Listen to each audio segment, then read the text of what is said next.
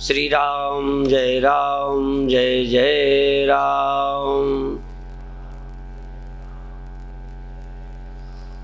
श्री राम जय जय राम। श्री राम जय जय राम।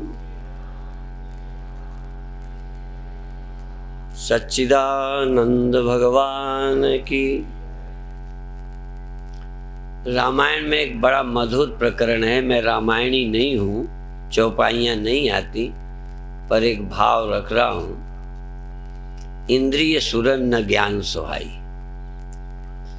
इंद्रियों को सहज प्रिय विषय लगते हैं। ये ही संस्पर्शजा भोगा दुख यो न एवते आद्यंतवंतः कौन्तेय न तेषु रमते बुधा। कई बार साधु महात्मा बड़े लोग घर बार छोड़ते हैं, फिर भी इंद्रियां हमें विषयों में घसीट लेती हैं। इसके लिए भी पूरे ग्रंथ भरे हुए हैं। बड़ी ऊंचाई पर गए हुए लोग नीचे गिरे हुए देखे गए। जैन धर्म तो बताते ही खजूर में चढ़ते फिर नीचे गिर जाते।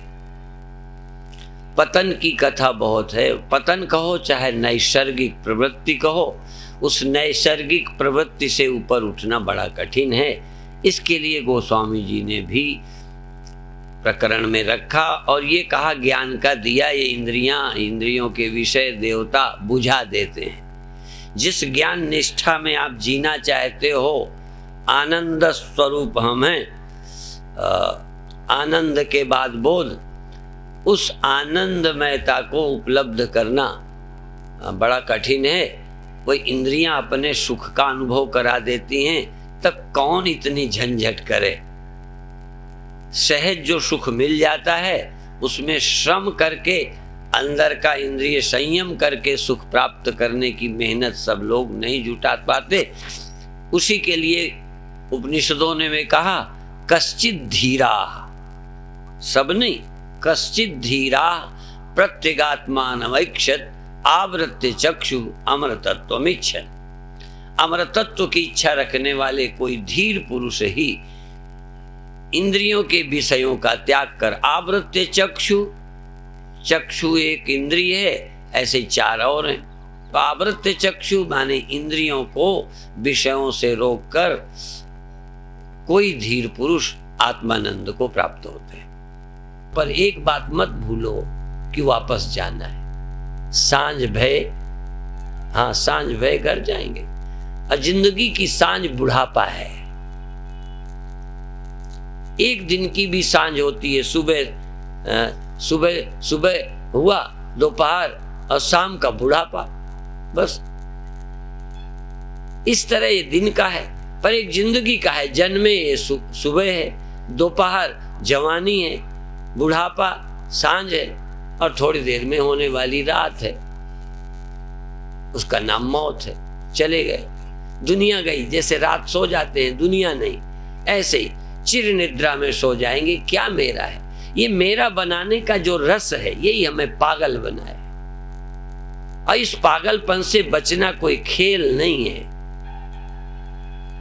मैं बार बार दोहराना नहीं चाहता, पर कभी कभी जब साधुओं को भी मेरा बनाते देखता हूं, मेरा मेरा मेरा, कोई लगता ही नहीं कि भाई कई ऐसे भी हुए जिन्होंने मेरा बनाने की चेष्टा नहीं की। स्वामी राम का एक आध कोई चेला था। उस जमाने में चेला न मिलते होंगे स्वामी राम को, इतना गए गुजरे थे, पर कोई चेला नहीं मिलता, कोई आश्रम नहीं मिलता। एक पथिक जी महाराज, उनका कोई आश्रम नहीं। यदि मूड़ना है तो भेड़ों की तरह चेले मूड़ लो, संख्या बढ़ा लो। ये युग क्वांटिटी का है, पर एक समय था क्वालिटी का। कृष्ण के कितने चेले, सुखदेव के कितने चेले, वामदेव के कितने चेले, जड़ भरत के कितने चेले। ये कलयुग है, कलयुग। भीड़ का बोलबाला है। जिसकी भीड़ वही गुरु, जिसके जनता वही नेता। भले आदमी का कहीं ठिकाना, हाँ भले आदमी का ठिकाना भगवान है। बस जो भगवान के रास्ते में चलना चाहे वही इसकी उपेक्षा कर सकता है, नहीं तो फिर हमको यही सहारा लेना पड़ेगा भीड़ का। और मुक्ति चाहते हो तो थोड़ी देर को जैसे कोई नींद में जाता है, ऐसे ही होश में, नींद में और समाधि में जरा सा फर्क है, जरा सा। उसमें सोया होता है, इसमें जागा होता है। न वहां दुनिया है न कोई इच्छा है नींद में। गहरी नींद में कोई भय नहीं। याद करके बताओ, जब गहरी नींद में थे तुम्हें क्या डर था, क्या चिंता थी? याद करो, थोड़ा बहुत तो याद आएगी, क्योंकि नींद तुम्हें आई है, जरूर तुम ध्यान दोगे। गहरी नींद में मर जाने का डर था, लड़की की शादी की चिंता थी, मैं गरीब हूं इस बात का दुख है, और मैं बड़ा हो गया हूं इस तरह का कोई अहंकार। नींद ही एक ऐसी है जो समाधि की तरह है, पर सिर्फ होश से नहीं हुई थी, बेखबरी में हुई थी, इसलिए वो नींद बुरी लगती है। नहीं, नींद जैसी अच्छी अवस्था तो तुमने जीने में देखी नहीं होगी। बड़े सुख की देखी, गाजे बाजे से ब्याह किया, नाच रहे थे, मस्त थे, ऐसे आनंद के क्षण देखे, लेकिन उन आनंद के क्षणों में भी भविष्य की चिंताएं छिपी हैं। लड़का हुआ है, बाजे बज रहे हैं, बधाइयां हो रही हैं, कई के लड़के नहीं होते, आशीर्वाद से हो जाते हैं, फिर खूब खुशियां होती। एक लड़का इंदौर में भी बहुत मनौती के बाद हुआ है, पर पूरा ठीक नहीं है। अब हो गया, बड़ी मुश्किल है, बड़ा इलाज होता रहता है, अब हो तो गया है। अब हम ही हो गए हैं, तुम ही हो गए हो लोग। नहीं, चलो बीमार हैं, पर मरेंगे तो। एक आदमी बताओ जो पैदा हो गया है, मरने की कल्पना से रहित है। पैदा तो हो गया पर खतरा नहीं, जवानी तो आई पर जाएगी नहीं। कई लोगों से हमने सुना कि जो आके न जाए, जो जाके ना आए वो जवानी देखी, वो जो जाके नहीं आती, जो जाके ना आए वो जवानी देखी, जो आके न जाए वो बुढ़ापा देखा। पर खैर, एक दिन मुझे ये अर्थ गलत लगा कि जो आके नहीं जाता, मुझे लगता है कि बुढ़ापा ही बचा रहता तो भी था, तो गया तो वो भी अच्छा तो नहीं लगता। पर कहते हैं आके जो न जाए वो बुढ़ापा देखा, तो वो उसका अर्थ फिर बाद में समझ आया, देर में समझ आया कि जो आके जाता नहीं, बल्कि तुम्ही को भेज के आप यहीं छूट जाता है। आके वो खुद नहीं गया बुढ़ापा, तुम्ही को कहा चलो जाओ, मैं तो नहीं जाता तुम्हारे रहते, मेरे रहते बचपन गया है, मेरे रहते जवानी गई है, आपके रहते बुढ़ापा भी जाएगा ना। और आपके रहते यदि बुढ़ापा चला जाए तो फिर तो आप ज्ञानी हो गए, आप तो अमर हो गए, बुढ़ापा को भी तुमने भेज दिया। फिर ये कहने में अच्छा होगा, अरे हमने बचपन भेज दिया, हमने जवानी भेज दी, हमने बुढ़ापा भेज दिया और हम डटे हैं, हम रह गए, बुढ़ापा गया। लेकिन अनुभव ये कहेगा कि तुम यहां नहीं रहे, बुढ़ापा तुम्हें भेज गया, वो यहीं लाश के रूप में रहा, जलाया गया। इसलिए हम इस जाने को ठीक से समझें तो वैराग्य को प्राप्त होंगे, और वैराग्य होगा तो ज्ञान होगा। हमें वैराग्य नहीं, पद से वैराग्य नहीं, धन से वैराग्य नहीं, जिंदगी से एक 4 दिन किए जाएगी, ख्याल ही नहीं आता। हमारे ग्रंथों ने ये तक कहा है कि जैसे 7 आश्चर्य हैं, कहीं का पुल है, कहीं का की दीवाल है, कहीं का कुछ है, आश्चर्य है। खैर आश्चर्य तो बहुत और भी हैं, आदमी को लगते नहीं हैं। नहीं तो आश्चर्य तो ये है कि चूहे से इतने पैदा हुए थे, इतने बड़े हो गए, कोई कम आश्चर्य। पर चूंकि सबके साथ हुआ इसलिए आश्चर्य नहीं लगता। तुम भी बड़े, मैं भी बड़ा। यदि एक आध चूहा ही रहता, बाकी सब बढ़ते, या बाकी सब वैसे ही रहते, एक आध लंबा हो जाता तो लोग कहते अरे सब लड़के तो चूहे जैसे ही बने रहे, ये देखो बड़ा हो गया। पर सब हो रहे हैं इसलिए कोई आश्चर्य नहीं। सब जमीन में चलते हैं इसलिए आश्चर्य नहीं लगता। हम तो सोचते थोड़ी साइंस पढ़ी तो लगे कि पृथ्वी गोल है। अब देखो, तुम्हें लगता है हम बिल्कुल सीधे बैठे हैं, पर आप ऐसे भी होगे, नीचे लटके हो। अपन तो छिपकली को देख के आश्चर्य करते हैं, अपन भी तो ऐसे ही हैं। पृथ्वी गोल है, गेंद की तरह, नीचे भी रह रहे हैं लोग, ऊपर भी, और सबके सिर ऐसे ही लगते हैं आकाश की तरफ, नीचे वाले भी आकाश की तरफ, पर गिरते नहीं। अब हमें गुरुत्वाकर्षण मालूम नहीं पड़ता, साइंटिस्ट को मालूम पड़ता है। ढेला नीचे गिरा तो गुरुत्वाकर्षण, तुम ऊपर छलांग लगा के नीचे आ जाते हो, पैर जमीने पे गिरता है। चाहिए तो कि तुम गिर के आकाश में चले जाते। पृथ्वी गोल है, इधर से जाओ अमेरिका तो पहुंच जाओ, उधर से जाओ तो अमेरिका पहुंच जाओ। सिंगापुर इधर से जाओ तो पहुंच जाओ, और इसे लंदन से जाओ तो पहुंच जाओ अमेरिका। गोल है। और हमने बड़ा पढ़ा, अभी तक हमारे को अजीब लगता है कि इतनी जमीन ये पानी में पड़ी है। ये सागर पृथ्वी से कई गुना ज्यादा है, और ये सागर में पृथ्वी पड़ी है। अब ये सागर किस में पड़ा है? अभी तक तो हमने तालाब देखे जिसमें पानी रहता है, घड़े में रहता, तालाब में रहता। अब ये उल्टी बात, ये जमीन सागर में रहती है, बताओ फिर सागर किस में रहता है? अभी तक हम तो वैसे ही मूर्ख हैं, अभी तक अकल नहीं आ रही कि कैसे सागर में रहता है, पानी गिर क्यों नहीं पड़ता। बारे गुरुत्वाकर्षण जो हमारे पैर को पकड़े लगता ही नहीं। अभी वो कहते ना पृथ्वी पकड़े है अंगद का पैर, और पृथ्वी पकड़े है, हम सबको पकड़े, नहीं तो उड़ गए होते। अंगद का जरा ज्यादा पकड़ लिया होगा, पर पकड़े तो हमारा भी है, नहीं तो वैसे क्यों नहीं चल गए, चले जाते, लगते छलांग चले जाते। भीम ने फेंका था क्या वो हाथी को, हाथी को फेंक दिया, नीचे आया ही नहीं, वो ऐसी जगह पहुंच गया जहां समान आकर्षण है, या गुरुत्वाकर्षण के ऊपर चला गया, पड़ा। ये गुरुत्वाकर्षण इतना रहते हमें नहीं समझ आया, नहीं पकड़ आता। साइंटिस्ट को कई चीजें पकड़ आती हैं, ऐसे ही अध्यात्म, वेदांत, भक्ति, ये भी सबके समझ नहीं आती। जो इस रास्ते पर चले, वैज्ञानिक हैं, आध्यात्मिक हैं, गुरु हैं, संत हैं, उनको भगवान खींच रहा है। वो वहां से इधर गिरते नहीं है, उनको खींच रहा। समझ में आता है कि कृष्ण खींच रहे हैं, परमात्मा हमको खींच रहा है, हमें अभय की ओर खींच रहा है, अमृत की ओर खींच रहा है, मृत्यु से डरवा रहा है। अमृत, अमृत, आनंद, दुख की ओर नहीं जाते। इसमें भी कोई मेरी खोपड़ी का चुनाव है। दुख तुम्हें प्रिय नहीं लगता, लगता है ना? नहीं लगता। सुख प्रिय लगता है, इसमें तुम्हारी योजना है।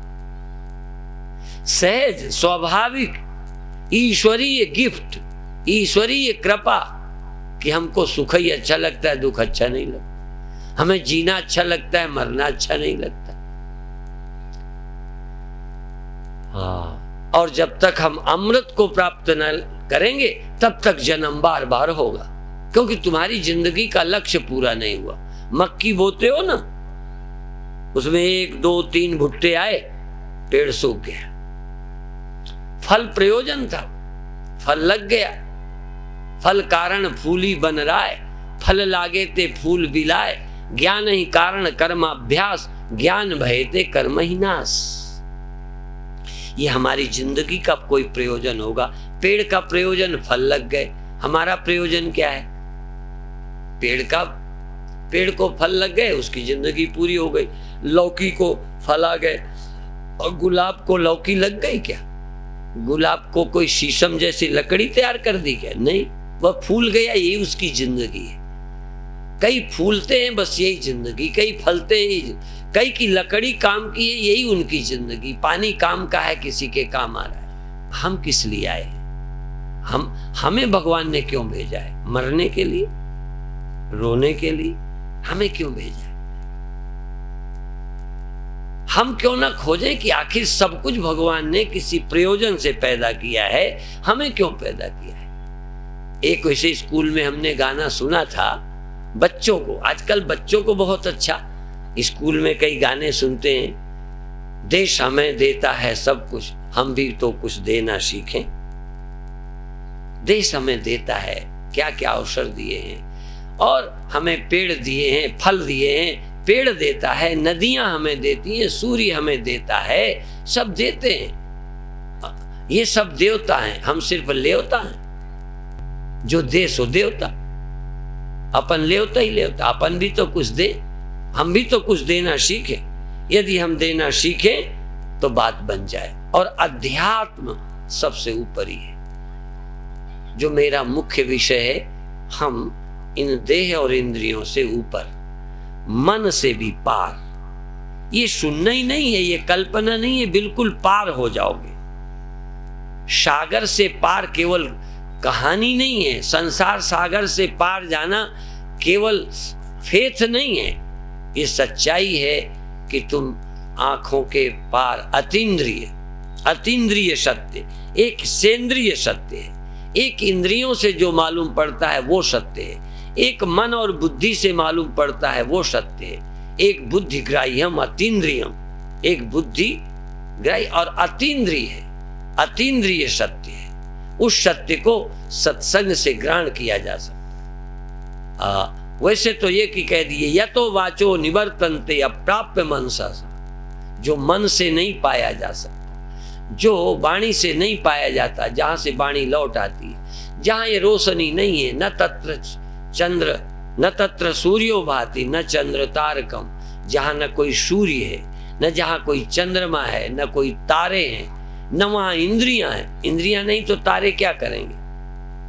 इंद्रियां हो तो प्रकाश मदद करेगा, इंद्रियां ना हो तो जहां ये प्रकाश नहीं है, ये इंद्रियां नहीं है, ये मन नहीं है, वहां पर भी है परमात्मा। और वहीं तक यात्रा करनी है। और ध्यान केवल इसीलिए है। ध्यान का मतलब ही है कि हम इन इंद्रियों के बिना कोई देखे कुछ बचता है कि नहीं। जहां आंख नहीं, आत्मा बची कि नहीं। कान के बिना आत्मा बची कि नहीं। अमन होकर आत्मा बची कि नहीं। निर्विचार होकर आत्मा बची कि नहीं।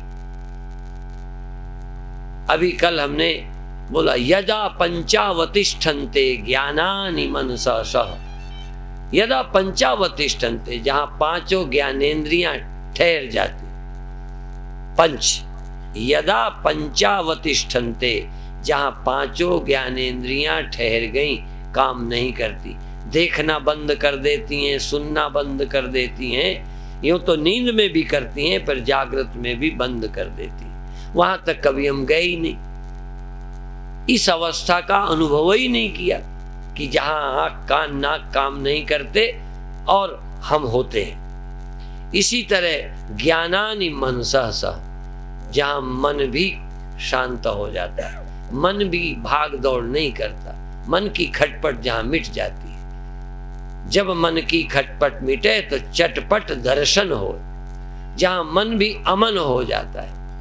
अब बुद्धि न विचेष्टते, बुद्धि जहां कोई तरह के विचार चिंतन नहीं करती, तहां भी सत्य रहता है। और वो देखता है कि बुद्धि विचार रहित हो गई, मन अमन हो गया, इंद्रियों का कोई विषय नहीं है, फिर भी उस व्यक्ति का अस्तित्व है, उस चैतन्य का अस्तित्व है, जिसके कारण इंद्रियां देखती थी। ऐनक लगाते हैं तो ऐनक से कुछ दिखने लगा, ऐनक हटाया दिखना बंद हो गया। तो जो ऐनक से दिखता है, ऐनक हटाने पर दिखने में फर्क पड़ा, पर अभी आंख है। ऐसे ही आंख हटाने में दिखाई देना बंद हुआ, हटाओ या बंद कर लो तो दिखाई देना बंद हुआ, पर अंदर देखने वाला जाग रहा है। कान में कोई गड़बड़ी हुई, सुनाई देना बंद, पर श्रोता अंदर है, चैतन्य अंदर है, क्योंकि वो कानों का कान है, वो आंखों की आंख है। इस आंख में आंख वो है, वो ना हो तो ये नहीं देखती। वो माने कहीं आसमान में नहीं है, आंखों के पीछे रहता है, कानों के साथ रहता है, और मन के साथ रहता है, बुद्धि के साथ रहता है, और अंत में सीमित अहंकार, परिच्छिन्न अहंकार के साथ रहता है। उसके बिना कुछ होते नहीं। जब कोई लहर होती है तो उसमें जल रहता है, कोई मिट्टी का बर्तन होता है तो उस बर्तन में मिट्टी रहती है।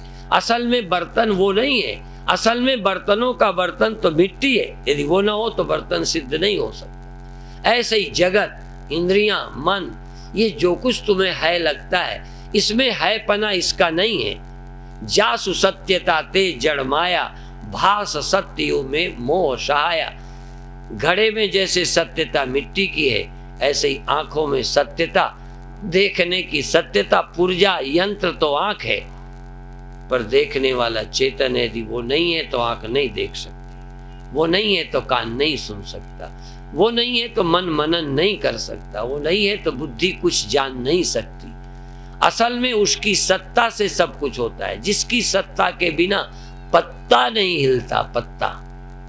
और ऐसा नहीं है कि कल्पना है, वो यहाँ विद्यमान है। जिसकी सत्ता के बिना पत्ता नहीं हिलता। जब पत्ता ही नहीं हिलता तो भोरसी के हो या मैं हूं या तुम हो या कुत्ता हो बिल्ली, वो भी उसी के कारण हिल रहे हैं। उसको वहां ढूंढने जाने की जरूरत नहीं है। नवे गुरुजी ने कहा है, काहे रे बन खोजन जाई, सर्वनिवासी सदा आले पातो ही संग समाई। कूप मध्य जो बास बसत है, मुकुर मध्य जस छाई। तैसे ही हरि बसे निरंतर, घटई खोजो भाई। बाहर भीतर एक हो जानो, ये गुरु ज्ञान बताई। जन नानक बिन आपा चीने, मिटे ना भ्राम की काई।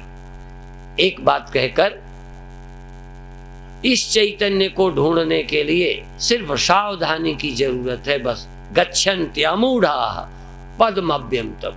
सावधान लोग जाते हैं, जागरूक लोग जाते हैं। मूर्छित लोग, असावधान लोग, सम्मोहित लोग, विषयासक्त लोग नहीं जाते, क्योंकि उनकी जो कॉन्शियसनेस है, चेतना है, वो विषयों में चली जाती है। उसे अपने देखने का होश ही नहीं रहता। एक कहावत है, दिया तले अंधेरा। दिया औरों को चमकाता है, आप अंधेरे में, आप अंधेरे बीच।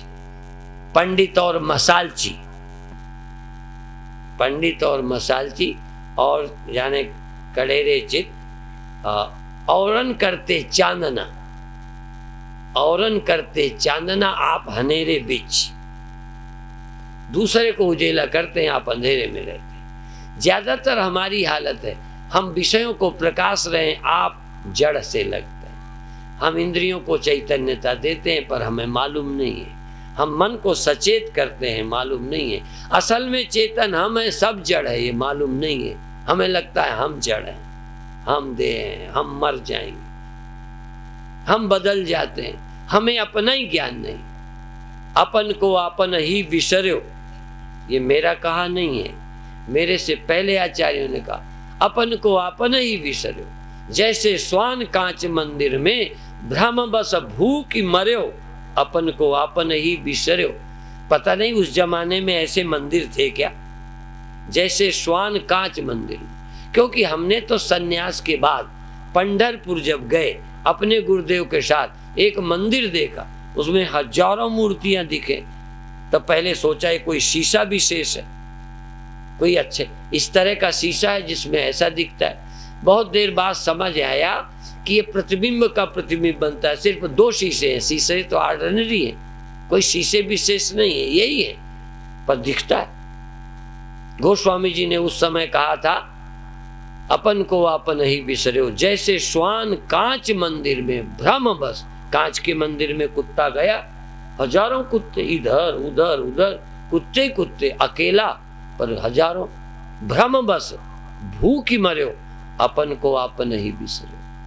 ऐसे ही हम इस माया के कांच मंदिर में प्रविष्ट हैं। हमको सत्य नजर नहीं आ रहा, ये सब छाया नजर आ रही, संसार नजर आ रहा है, आत्मा का पता ही नहीं चलता। इसलिए आत्मानुसंधान, सत्यानुसंधान, परमात्मा अनुसंधान, ब्रह्म ज्ञान, इसका अनुसंधान करें और देखें सत्य कौन है। फिर मृत्यु, मृत्यु जैसी झूठी चीज, संसार मिथ्या, मृत्यु झूठी, दुख नाम की कोई चीज नहीं। क्योंकि कोई हानि लाभ हो तब तो सुख दुख हो, कुछ और नहीं, सत्य और कोई नहीं, तो कैसे हानि कैसे लाभ। और ये वेदांत अध्यात्म विद्या आदमी को मुक्त कर देती है।